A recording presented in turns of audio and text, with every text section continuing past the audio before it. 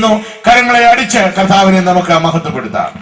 രാത്രി ദൈവസാന്നിധ്യത്തിന്റെ അടുക്കിലേക്ക് വന്നിരിക്കുന്ന എല്ലാ പ്രിയപ്പെട്ട സഹോദരി സഹോദരന്മാരെയും മാതാപിതാക്കളെയും കുഞ്ഞുങ്ങളെയും പാസ്റ്റർമാരെയും ഞാൻ യേശുക്രിസ്തുവിൽ വന്ദനം ചെയ്യുന്നു.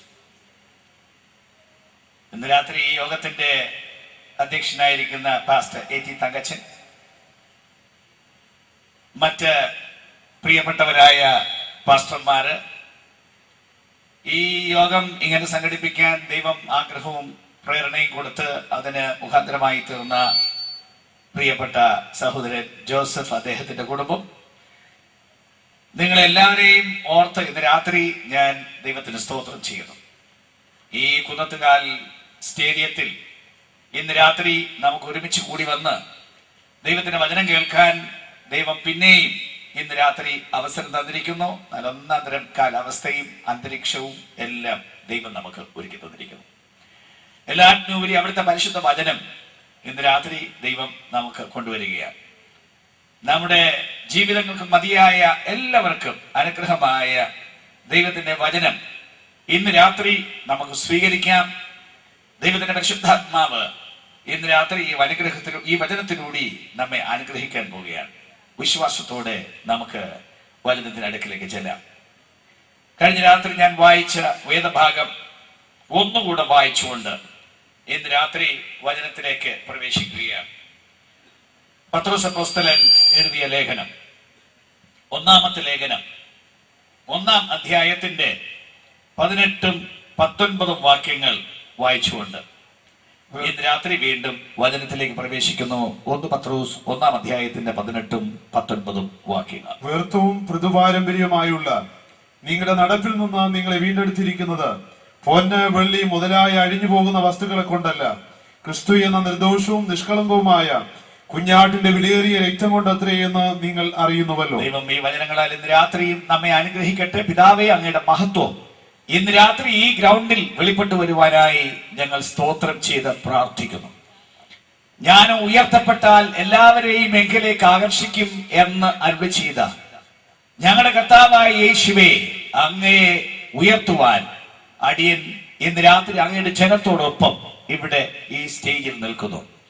ദൈവത്തിന്റെ ആത്മാവെ, ഈ വചനം പറയുവാനുള്ള കൃപ അടിയന്റെ മേലും, ഈ വചനം സ്വീകരിക്കുവാനുള്ള കൃപ അങ്ങയുടെ ജനമായ എല്ലാവരുടെ മേലും, ഈ നാടിന്റെ മേലും ഇന്ന് രാത്രി വരുമാറാകണമേ. ഞങ്ങളുടെ ഹൃദയങ്ങൾ അവിടുത്തെ വചനത്തിനായി തുറക്കപ്പെടണമേ. അതിന്റെ ശക്തിയും നന്മയും ഇന്ന് രാത്രി അങ്ങയുടെ ജനമായ ഞങ്ങൾ എല്ലാവരും അനുഭവിക്കേണ്ടതിന് ഈ അന്തരീക്ഷവും ഈ പരിസരവും ദൈവത്തിന് വിശുദ്ധമായിരിക്കട്ടെ. അവിടുത്തെ മഹത്വത്തിനായി സ്തോത്രം, യേശു ക്രിസ്തുവിന്റെ നാമത്തിൽ തന്നെ, ആമേൻ. ദൈവം ചെയ്യുന്ന വലിയ കാര്യത്തെക്കുറിച്ച് നമ്മൾ കഴിഞ്ഞ രാത്രി ഒന്ന് പറഞ്ഞു തുടങ്ങി. ആ വലിയ കാര്യം എന്ന് പറയുന്നത്, ദൈവം മനുഷ്യനെ എന്ത് കാര്യത്തിന് വേണ്ടി സൃഷ്ടിച്ചുവോ, എന്ത് നന്മയോടെ അനുഗ്രഹത്തോടെ ഉണ്ടാക്കിയോ, അത് അനുഭവിക്കത്തക്കവണ്ണം ഇന്ന് നമ്മുടെ ജീവിതങ്ങളെ സന്ദർശിച്ച് പുതുക്കുന്ന ഒരു വലിയ പ്രവൃത്തിയെക്കുറിച്ചാണ് നമ്മൾ പറഞ്ഞത്. അതിന് വേദപുസ്തകം പറയുന്നൊരു വാക്കാണ് ഇവിടെ ഇന്ന് രാത്രിയും വായിച്ചു കേട്ടത്. നിങ്ങളെ വീണ്ടെടുത്തിരിക്കുന്നത് പൊന്ന് വെള്ളി മുതലായ അഴിഞ്ഞു പോകുന്ന വസ്തുക്കളെ കൊണ്ടല്ല, ക്രിസ്തു എന്ന നിർദോഷവും നിഷ്കളങ്കവുമായ കുഞ്ഞാടിന്റെ വിലയേറിയ രക്തം കൊണ്ടത്രേ വീണ്ടെടുത്തിരിക്കുന്നത്. ദൈവം മനുഷ്യർക്ക് സമ്പൂർണമായ ഉദ്ധാരണം കൊടുക്കുന്നു. മനുഷ്യർക്ക് വേണ്ടത് അതാണ്. ഏത് മനുഷ്യനും ആഗ്രഹിക്കുന്ന അതാണ്. ഒരു ഉദ്ധാരണം വേണം. ആ ഉദ്ധാരണം ചെറുതല്ല, ഭാഗികമല്ല. ആദിയിൽ സകലവും നന്മയായിട്ടുണ്ടാക്കിയ ആ ദൈവീക പദ്ധതിയിലേക്ക് നമ്മളെ തിരിച്ചു കൊണ്ടുപോവുക. അതിനെ ആളുകൾ പല വാക്കിൽ പറയും, എങ്കിലും ആ വാക്കുകളെക്കാളൊക്കെ വളരെ വ്യാപകമായ അർത്ഥമുള്ള ഒരു വാക്കാണ് ഇവിടെ വേദപുസ്തകം ഇതിന് ചൂണ്ടിക്കാണിച്ചിരിക്കുന്നത്. മോക്ഷമെന്നോ രക്ഷയെന്നോ ഒക്കെ പല ആളുകളും പലതരത്തിൽ ഇതിനെ പറയാറുണ്ട്. ഇന്ന് രാത്രി ഈ വേദഭാഗത്തിന്റെ ഒരു പ്രത്യേക ഭാഗം ചൂണ്ടിക്കാണിച്ചുകൊണ്ട് ഞാൻ തുടങ്ങട്ടെ. അവിടെ പറയുന്നത്, നിങ്ങൾ വീണ്ടെടുത്തിരിക്കുന്നത് പൊന്ന് വെള്ളി മുതലായ അഴിഞ്ഞു പോകുന്ന വസ്തുക്കളെ കൊണ്ടല്ല. ഇന്നലെ രാത്രി ഞാൻ പറഞ്ഞു, അവിടെ പറയുന്നത് അന്നത്തെ നാണയത്തിന്റെ അന്ന് അതായിരുന്നു വിനിമയം ചെയ്തിരുന്നത്. അപ്പൊ ആ വാക്ക് ഇന്നത്തെ ഭാഷയിൽ പറഞ്ഞാൽ, മനുഷ്യന് തന്റെ സമ്പത്ത് കൊടുത്ത് പണം കൊടുത്ത് ദൈവത്തിന്റെ ഈ വലിയ അനുഗ്രഹം വാങ്ങാൻ പറ്റില്ല. പണം കൊടുത്താൽ കിട്ടുന്നതല്ലത്, ഒരുവന് സമ്പത്ത് കൊടുത്താൽ കിട്ടുന്നതല്ലത്. നിങ്ങൾ ആലോചിച്ച് നോക്കൂ, മനുഷ്യന്റെ പരമപ്രധാനമായ ഈ രക്ഷ പൈസ കൊടുത്ത് വാങ്ങാൻ പറ്റുമെങ്കിൽ അപ്പൊ ഏതാണ് വലുത്? രക്ഷയാണോ വലുത്, നിങ്ങളുടെ പൈസയാണോ വലുത്? നിങ്ങളുടെ പൈസ കൊണ്ട് വാങ്ങാൻ പറ്റുന്ന സാധനമാണെങ്കിൽ ആ പൈസക്ക് ഒതുങ്ങുന്ന ഒരു കാര്യമാണ് രക്ഷ. അതും ഒരാളൊരു സാധനം വാങ്ങാൻ എല്ലാ പൈസയും കൊടുക്കുവോ? എല്ലാ പൈസയും കൊടുത്താൽ പിന്നെ എങ്ങനെ നമ്മൾ ജീവിക്കുന്നേ? അതിനകത്തൊരു അംശം കൊടുത്തല്ലേ മനുഷ്യൻ വല്ലതും വാങ്ങുന്നത്. അപ്പൊ അങ്ങനെ വരുമ്പോൾ സമ്പത്ത് കൊടുത്തോ പണം കൊടുത്തോ രക്ഷ വാങ്ങാം എന്ന് ആരെങ്കിലും വിചാരിച്ചാൽ അത് തീരെയും മനുഷ്യന്റെ ബുദ്ധിക്കും യുക്തിക്കും തന്നെ ചേരുന്നില്ലല്ലോ.